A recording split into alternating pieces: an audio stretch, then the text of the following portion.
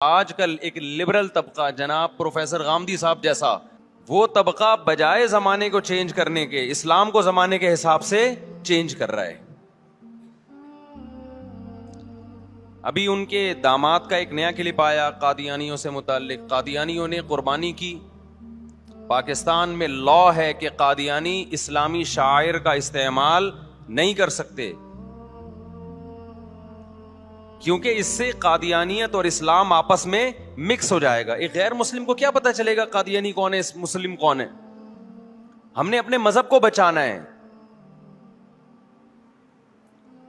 تو ان کے داماد نے ایک بیان دے دیا کہ اس کا حاصل یہ ہے کہ اس میں کوئی حرج نہیں ہے. ریاست کو یہ حق ہے کہ وہ محض اکثریت کی بنیاد پر کسی کمیونٹی کے بارے میں فیصلہ کر لے کہ وہ دائرہ اسلام کے اندر ہے، دائرہ اسلام سے باہر ہے، تو پھر اس کے کچھ نتائج ہیں جو نکلیں گے، اور وہی نتائج ہم دیکھتے ہیں کہ پھر نکلے.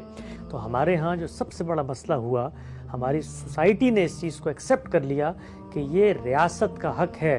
جبکہ ہم کیا کہتے ہیں؟ ہم یہ کہتے ہیں کہ ریاست دو ہی صورتوں میں لوگوں کی زندگی میں مداخلت کر سکتی ہے، یا تو کسی کی یک تلفی ہوگی یا جان مال آبرو کے خلاف زیادتی ہوگی. یہ ریاست کی جورسڈکشن ہی نہیں ہے کہ وہ آگے بڑھ کر لوگوں کے کفر و ایمان کا فیصلہ کرے. لہٰذا جو کچھ تصویر ہمیں نظر آتی ہے پاکستان میں، یہ مذہب اسلام کی تعلیمات کے بھی خلاف ہے. اسی طریقے سے خود ریاست کو وجود پذیر کرنے کے جو وجوہ اور اسباب ہوتے ہیں، اس میں بھی ریاست نے اپنے حق سے تجاوز کیا. اس کا خلاصہ یہی ہے کہ کوئی حرج، سب کو خوش کرتے رہو بس بیٹھ کے، ساری دنیا خوش رہے. جب غیرت ختم ہو جاتی ہے انسان میں تو اس کے بعض دفعہ اخلاق بہت اچھے ہو جاتے ہیں. اخلاق بعض دفعہ اچھے ہوتے ہیں اخلاق کے اچھے ہونے کی وجہ سے. بعض دفعہ غیرت ختم ہونے سے بھی انسان بہت اچھے اخلاق والا ہو جاتا ہے، سب کو خوش رکھتا ہے. لوگ کہتے ہیں ان کے اخلاق اتنے اچھے ہیں، وہ ہر ایک کو جوڑتے ہیں. وہ قادیانیوں کو بھی گلے لگاتے ہیں. وہ کہتے ہیں قادیانی اگر اذان دے دے تو کیا جا رہا ہے، قادیانی اگر قربانی کر رہے ہیں تو کیا جا رہا ہے، قادیانی اگر اپنے عبادت گاہ کو مسجد کہہ دیں تو کیا جا رہا ہے. براڈ مائنڈڈ بنو. اور مولانا لوگ کیا کہہ رہے ہوتے ہیں؟ نہیں بھائی، ہم قادیانیوں کو اپنی عبادت گاہ کو مسجد نہیں کہنے دیں گے، مسجد اسلام میں ہوتی ہے. قادیانی اپنے نام کے ساتھ اسلام کا لیبل ہٹا دیں، پھر جو مرضی کریں، ہمیں اشکال نہیں ہے. مسلم نہ کہیں اپنے آپ کو. کنفیوژن کیوں پیدا کر رہے ہو بھائی؟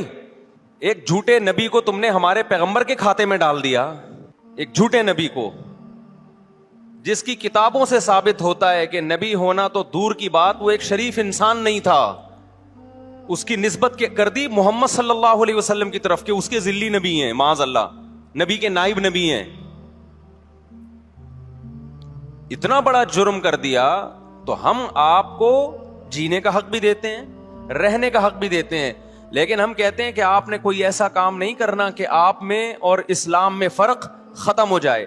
دیکھو عیسائی بھی رہتے ہیں کہ نہیں رہتے، ہم ان کو گلے لگاتے ہیں. میں جب جاتا ہوں سفر پہ، عیسائی لوگ بھی ملتے ہیں، عیسائیوں کے پادری بھی ملتے ہیں. ابھی میرا مسقط کا سفر تھا، ایئرپورٹ پہ ایک عیسائی پادری ملے، بڑے اچھے طریقے سے ملے. انہوں نے کہا میں آپ کے بیان سنتا ہوں اور ہماری ایک برادری، بہت بڑی برادری آپ کے بیان سنتی ہے. انہوں نے کہا جو حضرت عیسیٰ علیہ السلام کی تعریفوں پر آپ نے بیان کیا وہ میں نے شیئر کیا ہے. کیوں ملتے ہیں بھائی ہم ہندو سے بھی اور عیسائی سے بھی؟ اس لیے کہ ہمارے ان سے محبت کا اظہار کرنے سے اسلام اور عیسائیت میں جو ایک واضح فرق ہے وہ فرق ختم نہیں ہوتا. سب کو پتہ ہے اسلام یہ ہے، عیسائیت یہ ہے. قادیانیوں نے نیا مذہب ایجاد کیا اور اتنا بڑا بہتان محمد صلی اللہ علیہ وسلم پہ لگایا کہ مرزا غلام احمد قادیانی ہندوستان میں پیدا ہونے والا، وہ محمد صلی اللہ علیہ وسلم کا جانشین ہے نبوت میں. اتنا بڑا الزام لگا دیا، اٹھا کے پیغمبر کے کھاتے میں ڈال دیا آپ نے ایک شخص کو، جھوٹے کو، اور پھر آپ اس کو عین اسلام قرار دے رہے ہو. جب ہم کسی کو نبی مان لیتے ہیں تو اس کا مطلب وہ دن کو رات کہے تو آپ کو رات کہنا پڑتا ہے، وہ رات کو دن کہے تو آپ کو دن ماننا پڑتا ہے. نبی کی زبان سے نکلے ہوئے لفظ آپ کی سمجھ میں آئے نہ آئے آپ کو ہاں کرنی ہے. اتنا بڑا منصب ہے نبی کا. تو علماء نے حکومت کے ذریعے ایک قانون پاس کروایا کہ قادیانی زندہ رہیں، جینے کا حق ہے، کاروبار کریں، عبادت گاہیں بھی بنائیں. یہ بھی نہیں کہا کہ عبادت گاہوں پہ پابندی ہے. اتنے براڈ مائنڈڈ بر صغیر کے علماء. سب نے مل کے, تمام مکاتب فکر نے مل کے ایک لا پاس کروایا, کوئی ایسا کام قادیانی نہیں کرے گا جو مسلمانوں کا شعار ہو. ہر قوم کا اپنا ایک خاص شعار ہوا کرتا ہے, ایسا کام کرنے کی اجازت نہیں ہے. تو قربانی بھی انہی شعار میں سے ہے. آپ نے قادیانیوں کے حق میں بھی ایک بیان دے دیا, جی ان کو بھی ایکچولی اجازت, وہ بھی انسان ہے. اس طرح کے اسکالرز آ رہے ہیں مارکیٹ میں. لوگ کہتے ہیں یہ ہیں جوڑ پیدا کرنے والے, یہ ہیں محبتوں والے, یہ وہ اخلاق ہیں جو غیرت ختم ہونے کی بنا پہ پیدا ہوتے ہیں. سمجھ میں آ رہی ہے بات؟ اخلاق کا بھی ایک دائرہ کار ہے شریعت میں. آپ اپنی ذات کے لیے جتنے اخلاق برداشت کر سکتے ہیں نا, اتنے ہی اسلام کے لیے بھی کریں. کچھ اخلاق ایسے ہیں کہ آپ جب آپ کی ذات پہ بات آئے گی آپ کبھی برداشت نہیں کریں گے. جن اسکالرز نے قادیانیوں کی قربانی کی تائید کی ہے, میں ان سے ایک سوال پوچھتا ہوں کہ محلے کا کوئی چرسی بھنگی اٹھے اور کہے آپ کے بارے میں کہ یہ میرا باپ ہے, اور نادرہ میں بھی ولدیت میں آپ کا نام ڈال دے, جبکہ آپ کو پتا ہے میں اس چرسی کا, ہیروئنچی کا باپ نہیں ہوں, سب سے پہلے آپ اعلان برات کرو گے بھائی اس مکھنچو اور ہیروئنچی اور چرسی کا میرے نسب سے کوئی تعلق نہیں ہے, ہم خاندانی شریف لوگ ہیں, ہر ایرے غیرے کو ہم اولاد نہیں بناتے. نمبر 2, آپ اس کو پابند کرو گے کوئی ایسا کام تم نے نہیں کرنا جس سے تم میری اولاد لگنے لگو, کوئی ایسا کام تم نے نہیں کرنا جس سے دیکھنے میں لوگوں کو کیا ہو, دھوکا ہو کہ تم واقعی میری کیا ہو, اولاد. تو کوئی بھی چرسی ہیروئنچی اٹھا اور ان اسکالر کی طرف نسبت کر دی جو آج قادیانیوں کی قربانی کے عمل کو سپورٹ کر رہے ہیں. میں ان اسکالر سے پوچھتا ہوں کہ کوئی چرسی ہیروئنچی اٹھے اور کہ یہ میرے ابا ہیں,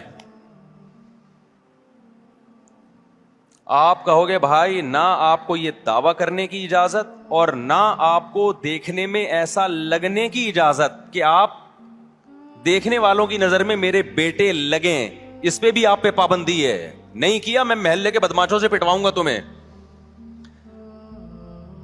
اب وہ چرسی کیا کر رہا ہے, وہ وہی کپڑے پہن کے عید کے دن گھومتا ہے جو آپ کے بیٹے پہن کے گھوم رہے ہیں, وہی شیروانی, وہی شلوار, وہی قمیض, وہی شیروانی سلوائی بھی ہے اس نے, نادرہ میں بھی نام ڈال دیا. اب آپ کہہ رہے ہیں بیٹا تم نے نادرہ میں ابا میں میرا نام کیوں ڈالا؟ وہ کہیں دیکھیں انسان کے اخلاق بھی کوئی چیز ہوتی ہے. اس سے کیا ہوتا ہے, اس سے کیا ہوتا ہے, ڈی این اے ٹیسٹ ہوگا تو سب کو دودھ کا دودھ اور پانی کا پانی ہو جائے گا, سب کو پتہ چل جائے گا کون سچی مچی کا بیٹا ہے کون غلط. اسلام اپنی رائے تھوپنے کی اجازت بالکل بھی نہیں دیتا کہ کسی کو کافر کہو کسی کو مسلمان کہو, ڈی این اے سے پتہ چل جائے گا. آپ کہو گے بھائی ڈی این اے تیرا باپ کروائے گا جا کے, کیا کون کرواتا ہے ڈی این اے؟ دیکھنے میں تو ساری دنیا یہی سمجھے گی کہ بھائی تو کیا ہے, میری اولاد ہے, کل تو وراثت کے لیے بھی کھڑا ہو جائے گا.